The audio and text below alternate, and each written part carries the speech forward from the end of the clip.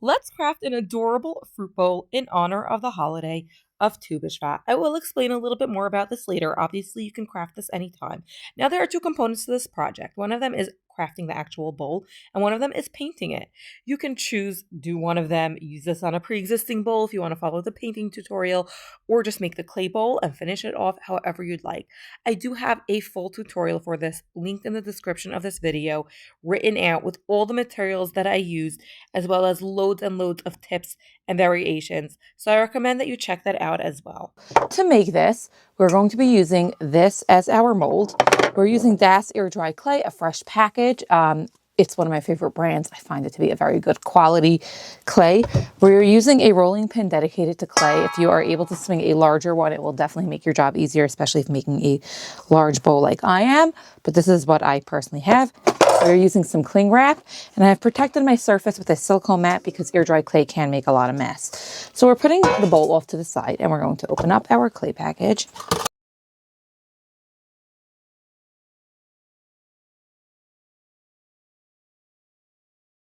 To begin with, we are taking our entire package of clay. We're kneading it to soften it and to try to get rid of any creases right off the bat.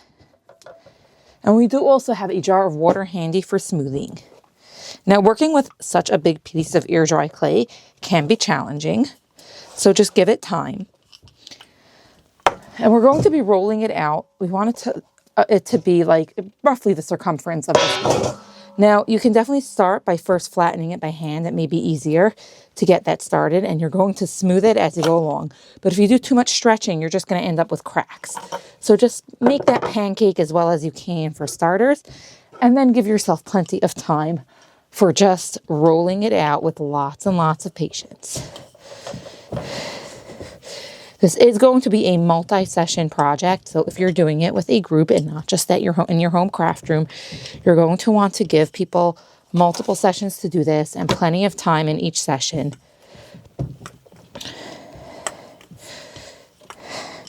Now, as we go along, you see these cracks. We are going to smooth those with a bit of water.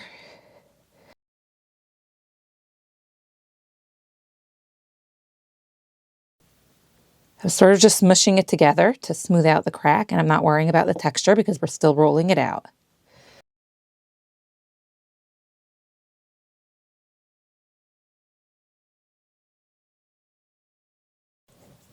All right, now we're going to roll that out gently. And then we're going to flip it over and see how the other side is doing because we don't want cracks on either side. This is a bowl, so you technically do see both sides besides for the bottom. You might see the thing crack more as you go along. Just fix that up. All right, let's flip this over and work on the other side. So you see how this side looks now? It needs lots of repairs.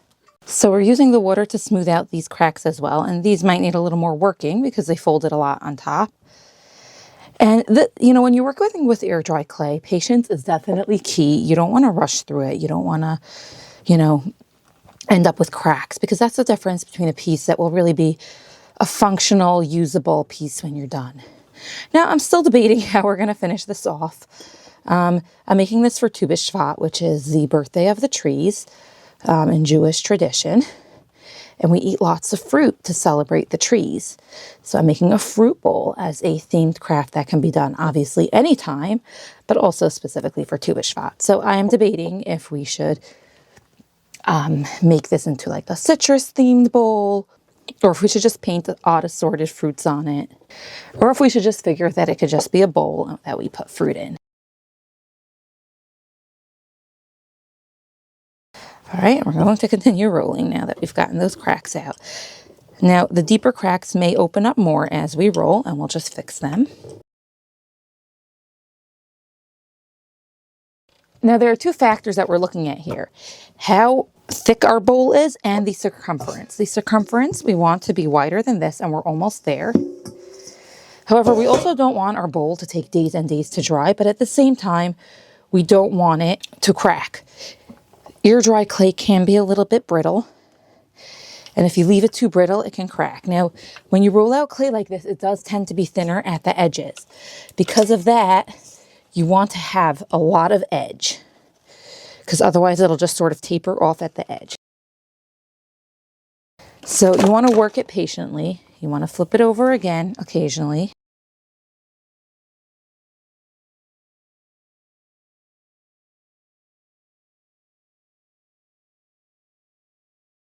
All right, I think we're ready to do this. So we're going to take our bowl, we're going to flip it over.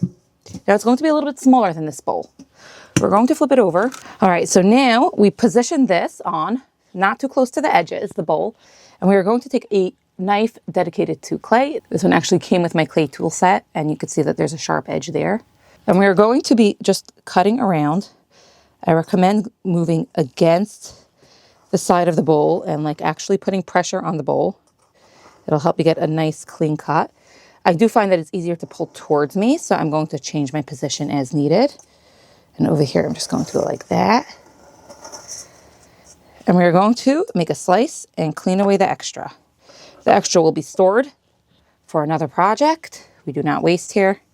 Definitely not craft supplies. We're going to take this off. You could see that it's not perfect, but that's fine. We don't aim for perfection. So now we're going to take our bowl. We're going to flip it over. And we are going to put a layer of plastic wrap over it. Now, if you don't like to use plastic, I do think you can do this without. I think you would just need to. Metal bowls do work better than glass bowls for this, so I recommend using metal. And you might just need to wiggle it a little bit more. Now, clay does shrink as it dries, so we don't really want to fully dry it. We want to just start curing it. Think about it, the moisture comes out, and if you don't let it dry fully, if you let it dry fully on something that's larger that's the same size, it'll sort of contract. So now we're taking the thing on the mat. It's just easiest that way. Here we have our project. Now I recommend preparing the bowl in another place, and we're going to put the bowl centered on the mat. It's easier to do it this way because you can sort of see if you're centering it on the clay. You're going to flip the whole thing over like that. Here you can see on the other side I've used it for other clay projects, and you're going to peel it off. And it should roughly be centered. You can definitely reposition it a little bit as needed. Now here you can choose if you want to ruffle the edge or if you want to fold it on like this and smooth out the cracks. So we're going to fold it on. You can definitely, like I said, ruffle the edge. And we are once again going to use water, and again, not too much water, but just small amounts as needed, to smooth the bowl and to soften any creases. Don't worry too much about the edge of your rim of your bowl because we are going to clean that up afterwards. And we're going to let this partially cure. Now, when it comes to partial curing, it's very difficult for me to give you instructions. And the reason for that is that it depends so heavily on your environment. You can come back here the next day and it can practically still be moist. It's unlikely, but that happens. And I see, by the way, that my whole thing is off center. And so I'm going to reposition it more at this stage like this. And we're going to try that again. So while it's fully wet, you can definitely still work it, and you just need to sort of be able to shape it on the bowl. Now, again, you can decide if you like that sort of off-kilter look, which I personally do, but I also want it to be a deep enough bowl to be functional. So mine was a bit too off-kilter. It is still a little bit off-kilter, but I think now I like how it looks. So again, you can always reposition it. You can always go like that to sort of nudge it in one direction. And at this point, if you do want to initial it on the bottom or stamp it with your company name or anything like that, now would be the time to do it. And I'm just going to write MC. That's my initials. All right. So that way it just has my mark on the bottom. I actually remembered that I have a branded wax seal. I was like, no, let's do it that way. So we're going to smooth out the initial. This is how you would erase the initial if you don't like how it came out. Not perfect, but it is what it is. And let's try this stamp. Ah, beautiful. Okay. I was nervous. I don't want to put too much pressure, but too little wouldn't do the trick, wouldn't show it. So there we have our seal. Now it has some texture here. You can do deliberate texture on the outside more than this. You can distress it with a rake, with a clay rake. You can use crumpled aluminum foil to texture it. I kind of like this like natural, slightly distressed hand crafted texture without adding too much. So we are going to leave it like this for a few hours, and we're going to check on it in a few hours, and I'll hopefully try and tell you how much time it really needed for it to be partially cured. All right, so we have this partially cured, and you can see that it's sort of still darker in the middle, but it's lighter everywhere else. And we're going to take it off the bowl. It's still very flexible. We're going to very gently release it. So like sort of slide your finger underneath. And there we go. We have our bowl molded. We're going to take off the plastic wrap. You can see that the plastic wrap gave it shape. So we are going to smooth that. Now the clay is completely wet on the inside, so you can still smooth that out. So we're going to do that. Now before we do that, we are actually going to refine the shape around the rim a little bit. I don't mind it being a little bit, jagged, but we don't want it to be completely jagged. So once again, we are taking our clay knife and we are just going to be like cutting off any excess. Now I really should have a utility knife dedicated to clay somewhere. I'm not finding it. I'm going to be using the tissue blade that I actually use for polymer clay to do this. Now I see actually that, okay, all right, let's do this slowly. You want to work slowly and carefully. And you just want to sort of cut out the parts that are, a little too much and shape it as you'd like it. Again, my bowl is still very, very, very wet. I actually should still be working on a protective surface. You can see as I work it that it holds its shape, but it flops around. So it's holding the bowl shape, and that's a good point to take it off. All right, now we're going to take the water. We're going to go and fix up the inside. This was caused by shaping the bowl. And you can see I'm supporting it with one hand and I'm gently smoothing it out with the other.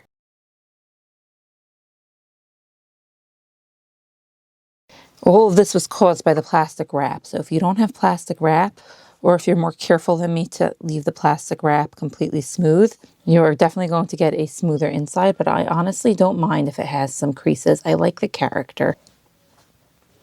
All right, and I'm going to leave it to dry this side up. This side is obviously much wetter. And the reason for that is because if I flip it over before it's ready, the whole center is going to collapse. It needs that support on the bottom. Let's leave that, and we're going to leave that at least overnight, and we're going to check up on it tomorrow morning. All right, so I've been deciding how to paint this. I'm like kind of torn because, I want to make it Tu B'Shvat themed, but do I paint it like an actual fruit? Is that too tacky? Is just having it a fruit bowl good enough? I do think just having it a fruit bowl good enough is really where it's at.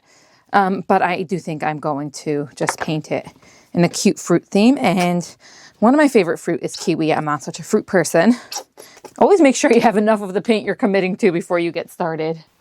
So we're going with this light sage green. Maybe we should do some yellow. We're going to put some white on our palette. Now, again, you could really just go with a solid color. It really depends how artistic you are.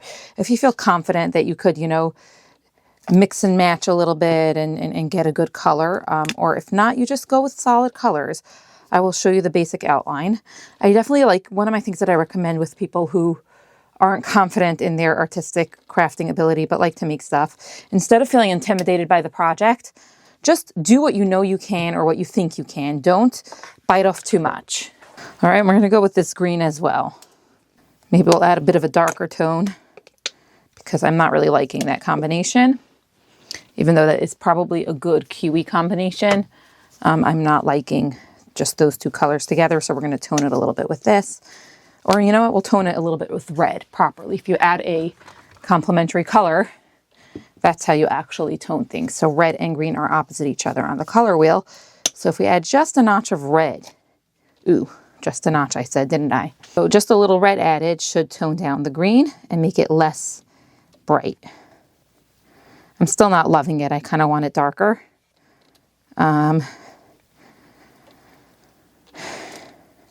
It's definitely better than it was, but I will make it a bit darker. So like I said, it all depends on your confidence with mixing your own colors. Otherwise, you could just take 2 shades of green. It'll look like a really cute kiwi color. You can, of course, do orange slices. You can do the inside of a pomegranate. I didn't do that because I didn't want to get started with the crown, but I have a separate tutorial for a whole pomegranate tray, and I think that's a much better combination over there. And we still have that light green. I will mix together also. I don't mind using the same brush because I'm happy to have those greens in there. And I'm going to mix like a soft yellowish green in the white section. And you could add more white if needed, but I think that's good. I think we'll play with that. And I'm just going to have fun. I'm going to make that shape in the middle. Don't worry if your colors aren't so smooth. It's not natural to have colors that are too smooth. I recommend doing thinner layers, not globbing it on too much if you care about a smooth finish, of course. So we have that in the middle for the kiwi. And then we're going to go and cover the rest in this color. Now I hope I made enough. I might need to remix that color. I am going to paint the outside a dark brown. Again, I'm okay with these colors blending, otherwise I would need to wait for it to dry in between.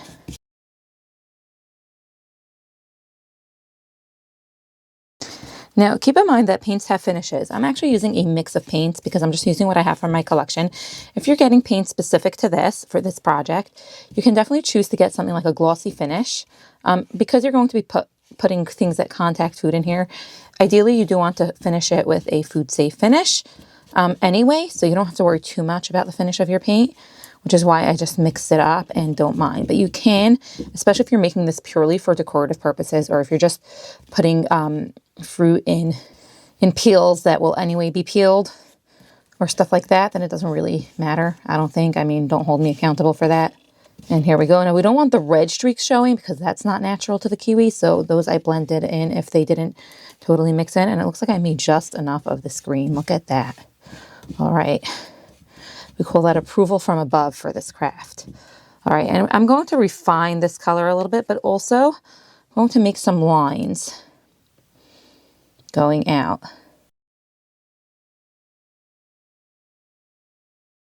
All right, that's not yet looking like a kiwi, but what will really make it look like a kiwi is when we add the black seeds. That you do want to be sharper, so you want to do that when it's drier. So I am trying to keep this into something that anybody can do, a project that anybody can do. So I'm trying to avoid getting too artsy here.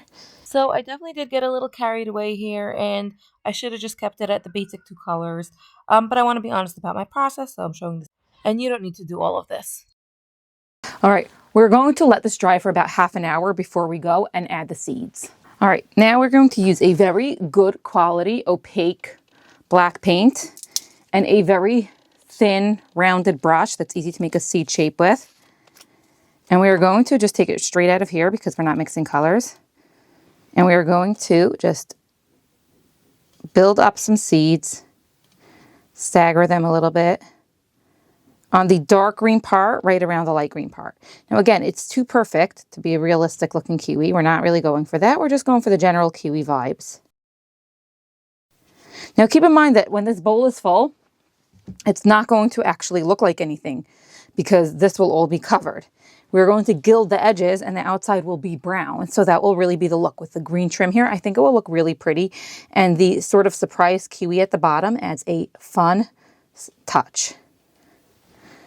Reload as needed. And the reason we used such a good paint for this, an opaque paint, is because we don't really want to have to do 2 layers and we're going over an existing color and we just want it to lay down thick. Now you can see that my seeds are coming out a little differently depending on color. Sorry, depending on position. So really you're better off turning around your thingy, your bowl. Now I've been trying to get this out in time for Tu B'Shvat, the birthday of the trees. And I've been sick. So it's been a relentless winter where I've been sick a lot. So I'm actually working through this with a fever. So I'm sort of just trying to do it easy while still sharing these ideas with you in time for the holidays. So I think that in a way that lends itself to, hey, anybody can make this. Don't worry about perfectionism. You know, my hands are a little shaky now. So yes, you can do this even without being perfect. Now this is a very even pattern. You could, add a few more just to uneven it, add a little bit character. Again, you can work on it more. You can add more light green stripes. You can make the light green shape more uneven, however you want to work on it. However, realistic you want it to be, play around. Ooh, you see I messed up there. Sometimes overworking isn't good. And I think I'm happy with that. It gives a general kiwi vibe. And we're going to flip it over. This is still wet, but you can see it's barely wet. Like I did not put a lot of paint down there, so it's not going to drip or anything if I flip it over. And now I'm going to paint the outside brown. I'm just going to go with a flat brown color. I'm not really trying to make this look realistic. I'm just, you know, getting a general vibe. Now I'm just taking a brown with the shade that I like. You can see it's not well mixed actually.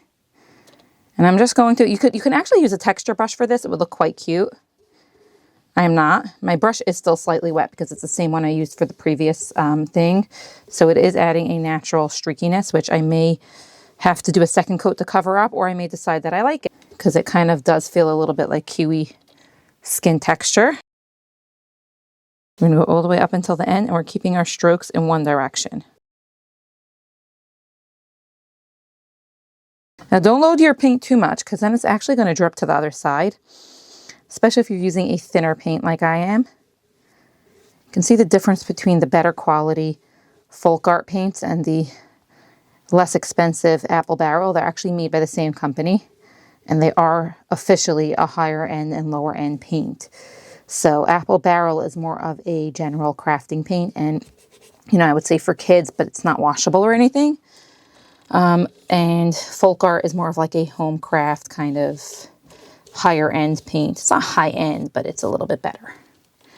So pick your evil. Paint quality does matter. As you can see, this one is much more sheer, and it's not just because the brush was wet anymore. It was a little more sheer in the beginning because the brush was wet, but it's still quite sheer. The folk art does tend to get you more of a single coat experience. Sometimes you do need a second coat, but not always.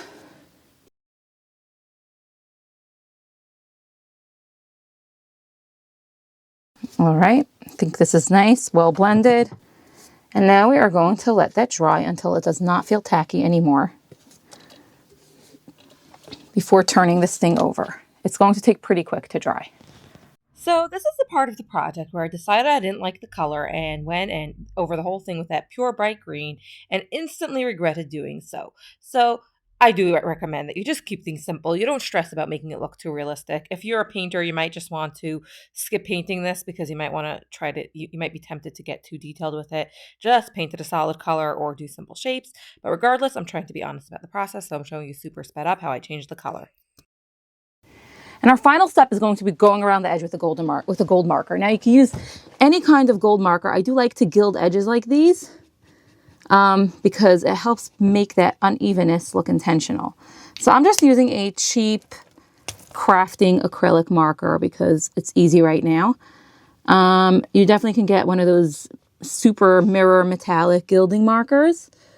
I do want it to completely cover any inconsistencies. I don't mind if it goes over the edge, especially the parts of the edge that lean in a little bit and are inconsistent. So I'm just sort of going around the edge with a gold marker. Now also you can actually do this whole thing with paint marker. This kind of paint marker is basically acrylic paint in a pen. So you get finer details that way. You could do the seeds with it if you want a neater seed, but I'm fine with a messier seed. And I find that this sort of like bronzy gold on the non-mirror metallic marker looks a little truer to kiwi, so it has that perfect blend of it being a metallic edge, but also kind of true to the kiwi.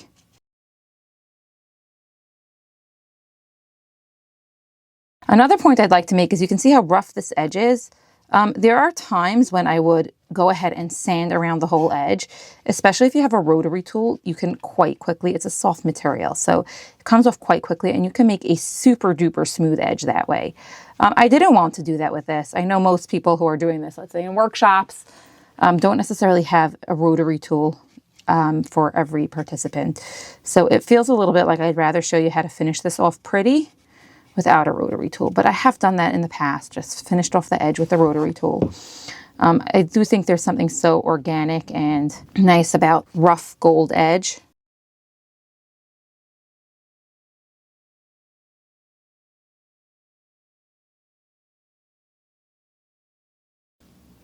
This is why you want to use a cheap pen. It often ruins the edge.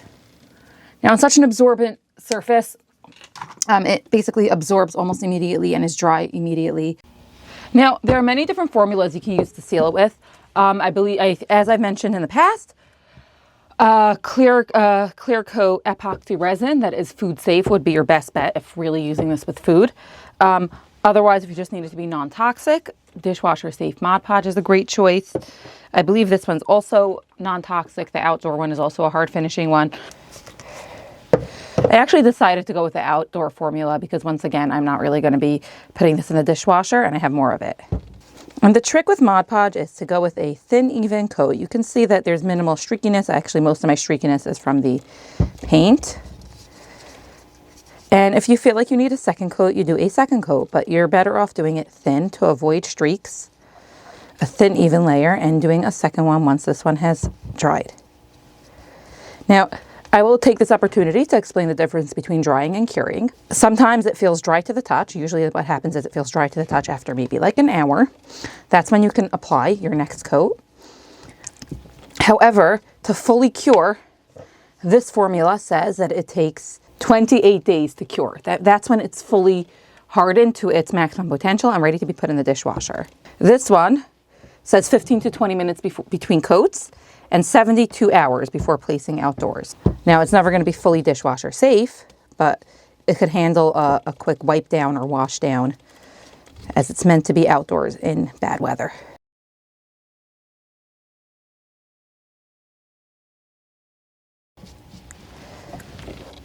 Now, this is actually a really nice size for like dried fruit and stuff like that. In about 15-20 minutes, I'm going to do the other side. I'm not going to bore you with that. I'm going to do the other side. And I'm probably going to also do another couple of coats and then show you the final result.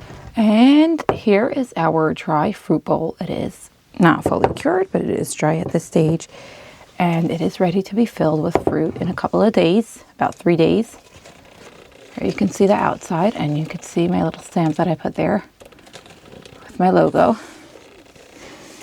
And there we go. Now you could definitely try this with other fruit. If you enjoyed this video, hit the like button, comment if you have any questions, make sure to subscribe to my channel for more videos like this and share this with anyone who you think might enjoy it. And if you make this or a spin-off of this, definitely let me know and share a photo.